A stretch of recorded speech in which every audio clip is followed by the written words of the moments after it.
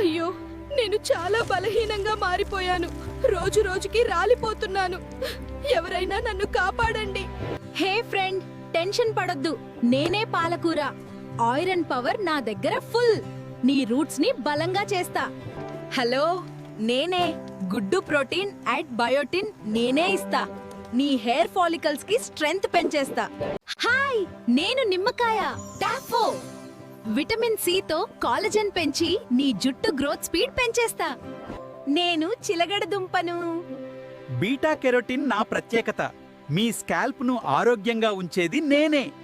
Vitamin E power మా దగ్గరుంది. Hair breakage తగ్గిస్తాం. నేనే మెంతులు.